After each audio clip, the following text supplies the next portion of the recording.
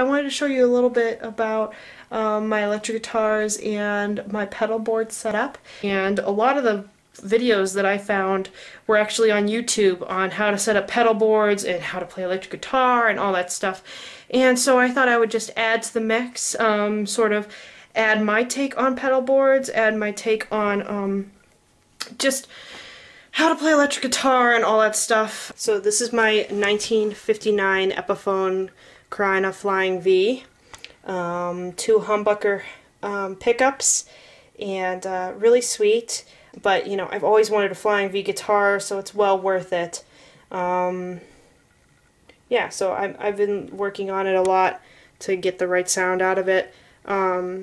Really good for $600, totally well worth it. When I started playing guitar, I didn't really know much about pedals or stomp boxes. I just knew that Boss was like the premier when it came to stuff. So for my 18th birthday, my parents got me this, the Boss GT6, and it's a really awesome pedal. It's really a lot of work to figure out. You know, you have to just tweak all these knobs, and I just didn't want to deal with all this. It just looks very intimidating. I had a really quick education where I said, you know what, I really want more of a warmer sound. I made the hard decision to go with more of an analog sound versus the digital. And, you know, there's nothing wrong with going down this route and, you know, investing in a great guitar effects processor and getting a combo amp. There's nothing wrong with that. From what I see, you know, if you want to go with more that road, you can totally do that. I just decided to go more of an analog. I am running this effects board, and I invested in the Egnater Rebel 30. It's a really beautiful sounding amp, very warm sound. It came with this awesome controller right through the back. It goes through, and you can change between a clean channel and a drive channel, and then there's the reverb here. So you don't even have to invest in that, and it's a pretty good thing. For what I need to do, that's all I need. The sweet thing about Egnater amps is that there's a tube mix where you can switch between the 2 different types of amps that you want, either the EL84 or the 6V6. And I like to just keep it right in the middle, which you can, from what I gather from, you know, reading in the manual and all that stuff, it's like switching between a classic Fender amp and a classic Marshall amp. So you have that American sound or the more British sound, and switch between those. You know, there's 30 watts in this, but I'm only keeping it on 1 watt of power, and I'm still, you know, blasting it. Look at my volume. I could turn this up all the way, but I don't really need to. You know, my volumes are pretty low on this, but you know, I don't even need to do that really. I started out with just the Rebel switch box, you know, back clean, crunch, and then more of a reverb sound. And then you have to invest in a good chromatic tuner. I was trying to decide whether to go with just the Boss or the Polytune, and both of them are the same price, and both of them seemed really cool. I'm sort of a sucker for Boss, so I just stayed within Boss. Then I had to go with a delay pedal, and the Gigadelay, the DD20, is really a sweet pedal. Then I thought, well, I need to invest in a good volume wah pedal, and this is the Morley Power Wah volume, so I got both in one. So it just by switching this, you change from a volume pedal to a wah pedal. But I really hate this pedal, and I'm gonna show you why. And then finally, for Christmas, I got the TR2 Tremolo pedal by Boss. So let me show you how I hooked things up. I started off with the volume pedal, of course, because I wanted just a main shut-off, a quick shut-off, and then I went right to the tuner pedal, and then I don't really know how else to wire this, but I go from the tuner pedal up to the tremolo, and then the tremolo to the delay, and then the delay to my amp. Cool. And I plug my guitar into the volume pedal. Just like that. I'm using a really cool pedal board that, it's Velcro, and then you can open it up and it's pretty dark, so I apologize in advance. I made everything black, but just a regular power strip in the back and the Boss slim power packs, and then the Morley came with the big bulky power packs. From what I hear, you need to use the right power pack for the brand. So I have a Morley power pack for my Morley pedal, and then I have a Boss power pack for my Boss pedals. And then I can put all the cords underneath here, just like that. So it's all one self-contained thing, and then it comes with a lid here and power locks on the front, which are really, really quite cool. It's Pedal Pad, so you can check them out. I got this, I believe, I buy everything from Music123, so hopefully they'll give me free stuff for that plug. Alright, blue light means it's on. Green light means that channel 1 is selected.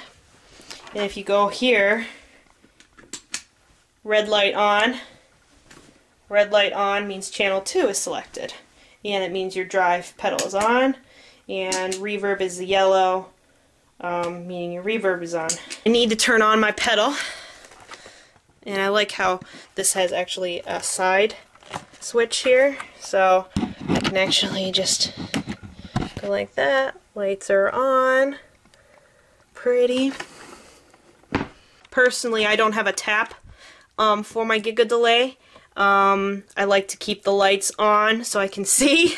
You know, just press the 2 buttons here to turn on the light. And I like to keep it so that whenever I press here, I'm doing the tempo. Right now it's going through all my presets. I don't like that, so I actually hold down this pedal here, and then it's at tap tempo, so you can tap in the tempo that you want.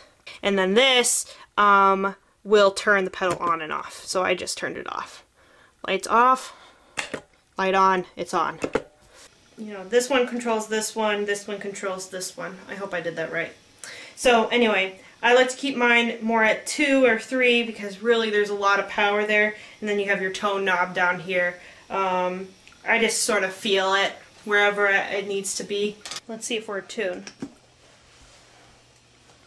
Whenever it double flashes in the middle, that's when it's in tune. And it automatically mutes your guitar, which is really cool, you know, on stage performing, so you're not like, they don't need to hear you tuning up. Now I'm in tune.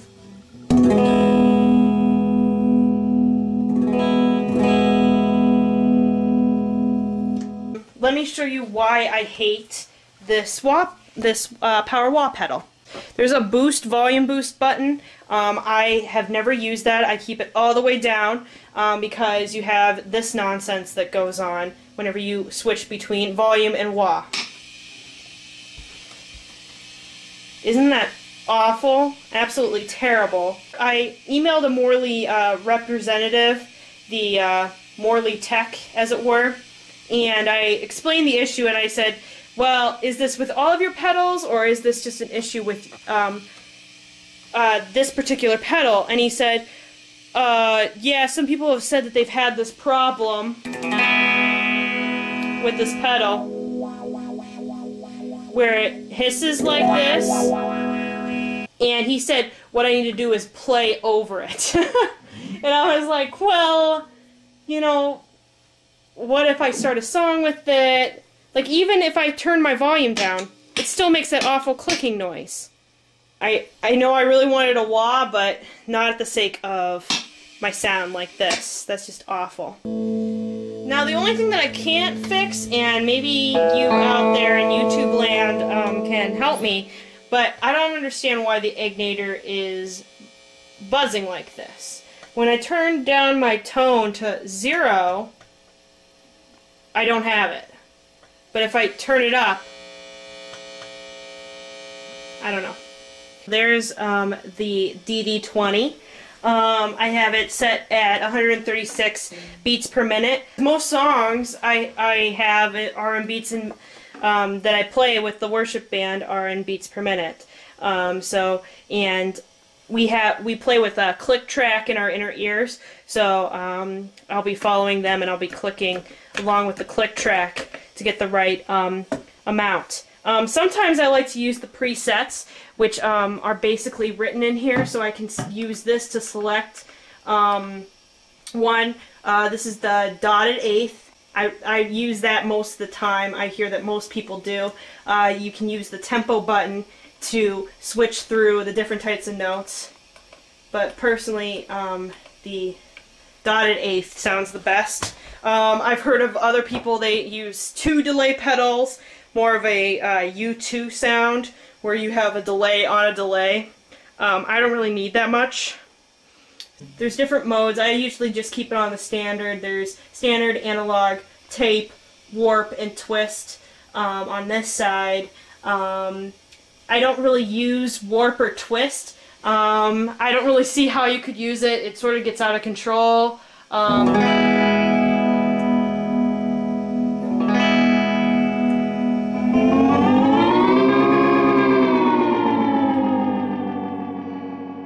Yeah, like I don't know how you would ever use that in a worship song. Something that I've been using to practice a lot has been the sound on sound. Just laying down a simple track, and it's counting me down. Those chords are recorded, and I can play over with single notes.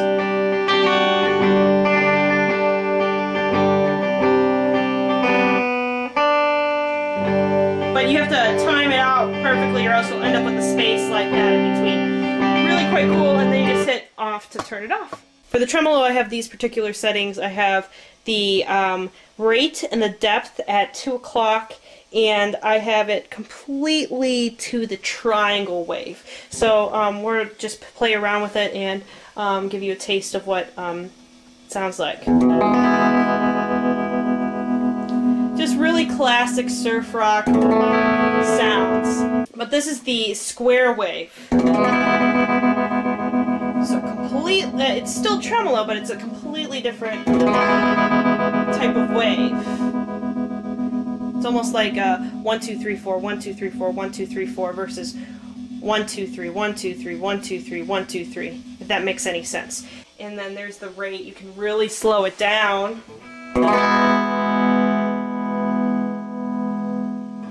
to where it's almost unrecognizable.